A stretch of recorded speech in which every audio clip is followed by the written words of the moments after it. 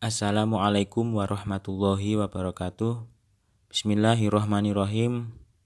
Babus sabri utawi iki kubab nerangake sabar.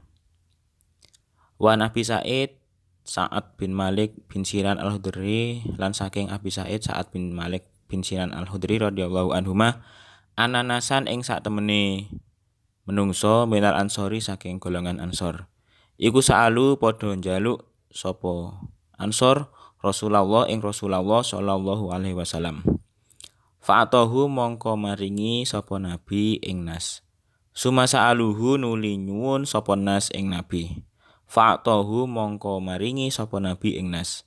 Hatta nafida sehingga entek apa ma barang indahu ing dalem ngersane Kanjeng Nabi. Faqala mongko ngucap sapa nabi lahum maring nas khina anfaqa ing dalem semangsane infak sapa nabi. Kula syai'in ing saben-saben suci-suci biadihi kelawan astane nabi. Ma utawi barang iku yakun ana apa ma iku indi ing dalem ngersane ingsun min khairin saking kebagusan. Falan dahirohu mongko ora nyimpen sapa ingsun ing ma ankum saking sira kabeh. Waman lan utawi sapane wong iku yasta'fif amrih ngreksa njaluk sapa man yu'ifahu mongko ngreksa ing man sapa Allahu Allah. Waman lan utawi sapane wong iku yastagni semugih sapa man yugnihi mongko nyugihake ing man sapa Allahu Allah. Waman lan utawi sapane wong iku yatasabar nyabar-nyabari ing man yusabirhu mongko paring sabar ing man sapa Allahu Allah. Wama utiya lan ora diwehi sapa ahadun wong siji atau an ing peparing khairon kang bagus wa usaa lan luwe jembar minasobri saking sabar. Muttafaqun alaih. Arti dari hadis ini adalah dari Abu Sa'id Sa'ad bin Sinan Al-Khudri radhiyallahu an berkata bahwa beberapa orang Ansor meminta sesuatu kepada Rasulullah sallallahu alaihi wasallam. Rasulullah memberinya hingga apa yang ada padanya habis. Lalu beliau bersabda kepada mereka ketika beliau menginfakkan semua yang ada di tangannya, aku tidak akan menyimpan harta yang ada padaku. Barang siapa yang menjaga dirinya dengan tidak meminta-minta, maka Allah akan menjaganya. Siapapun dari kalian yang merasa cukup, maka Allah akan mencukupinya.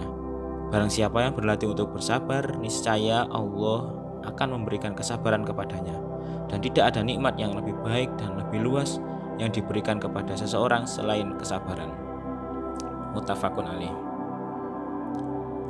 Pelajaran yang bisa diambil dari hadis ini adalah 1. Hadis ini menjadi bukti bagi setiap muslim bahwa mereka harus memiliki sifat-sifat yang terpuji, seperti mudah memaafkan dan suka berinfak.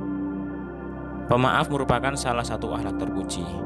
Ada sebagian orang beranggapan bahwa meminta maaf itu mudah, namun tak semua bisa memaafkan. Terkadang memang ada benarnya. Memaafkan memang bukan perkara yang mudah, namun perlu diperhatikan jika kita sulit memaafkan maka akan banyak dendam di hati kita. Terlebih kita akan sulit melupakan kesalahan orang lain terhadap apa yang dia perbuat kepada kita. Pemaaf adalah sifat yang memang perlu dimiliki untuk membangun suatu karakter seseorang. Bukan berarti memaksakan harus kita memiliki sifat pemaaf, namun terkadang perlu kita belajar, dilatih bagaimana kita menumbuhkan sifat itu. Pemaaf adalah sifat mulia yang akan menjadikan seseorang menjadi mulia karenanya. Tidak banyak dari manusia memang memiliki sifat pemaaf, namun bagi orang mukmin hendaknya memiliki sifat itu. Perlu kita pahami bahwa sifat pemaaf ini merupakan perangai yang baik, sifat yang mencerminkan akan beningnya hati dan lapangnya dada, dan karakter yang didasari dengan keimanan dan rasa kasih sayang. Tapi memang perlu dilakukan pembelajaran sedini mungkin agar kelak saat dewasa untuk membangun karakter pemaaf tak begitu sulit. A'udzubillahi minasyaitonirrajim. Bismillahirrahmanirrahim. Wa ma khalaqnas samawati wal arda wa ma bainahuma illa bil haqq wa inna sa'ata la'atiyah fasfahis safhal jamil. Artinya, dan tidaklah kami ciptakan langit dan bumi dan apa yang ada di antara keduanya, melainkan dengan benar, dan sesungguhnya saat kiamat itu pasti akan datang, maka maafkanlah dengan cara yang terbaik. Surat Al-Hijr ayat 85. Dan firman yang lain, Bismillahirrahmanirrahim, alladzina yunfikuna fis sarra'i wad-dharra'i wal kadhiminal ghaidha wal 'afina 'anil nas wallahu yuhibbul muhsinin. Artinya, yaitu orang yang berinfak baik di waktu lapang maupun sempit, dan orang-orang yang menahan amarahnya dan memaafkan orang lain, dan Allah mencintai orang yang berbuat kebaikan. Surat Ali Imran ayat 134. Pelajaran yang nomor 2, adapun yang dimaksud dengan kaya bukan kaya harta, melainkan kaya hati. Laisal ghina an kasratil arad walakinnal ghina ghina nafs. Artinya, kaya bukanlah diukur dengan banyaknya kemewahan dunia, namun kaya adalah hati yang selalu merasa cukup. Hadis riwayat Bukhari dan Muslim. Seorang hamba akan terus merasa tidak cukup ketika terlalu mengutamakan harta benda dalam hidupnya. Hidup akan terus dirundung ketidaktenangan dan tidak mampu menghargai apa yang mampu diraih dengan cara yang halal. Dan bahkan orang demikian akan berpeluang mengambil yang bukan haknya. Namun tidak demikian bagi orang yang kaya hati. Orang yang kaya hati akan cenderung merasa cukup dengan apa yang mampu diperoleh secara halal dalam hidupnya. Dengan merasa cukup, akan mampu bersyukur dengan segala pemberian Allah. Dari situlah muncul kenikmatan yang luar biasa. Apalagi dalam Al-Quran, Allah telah berjanji akan menambah kenikmatan bagi hamba-hambanya yang mau bersyukur. Hidup adalah pilihan, terserah kita mau memilih yang mana, kaya hati atau miskin hati. Namun kita dianjurkan untuk mengajak diri belajar menjadi orang yang kaya hati agar bahagia hidup di dunia dan akhirat. Pelajaran yang nomor 3, Rasulullah menganjurkan umatnya untuk menerima nikmat yang telah Allah berikan kepadanya dan bersikap qanaah serta menjauhi sikap meminta-minta. Rezeki kita sudah diatur dan ditentukan oleh Allah Subhanahu wa taala. Hasil atau rezeki yang kita raih dari usaha kita tidak akan melebihi dengan apa yang telah ditentukan dan ditakdirkan oleh Allah Subhanahu wa taala kepada kita. Jika demikian adanya, maka sikap yang harus kita bangun dan menyikapi rezeki yang kita raih atau kita terima dari usaha kita adalah bersikap qanaah. Secara bahasa, qanaah memiliki arti merasa cukup atau rela. Sedangkan secara istilah, qanaah memiliki arti merasa cukup dan rela menerima atas apa yang diberikan Allah, karuniakan dari Allah kepada kita. Dari istilah di atas bisa digambarkan bahwa sebenarnya inti dari pengertian qanaah ialah rasa pasrah.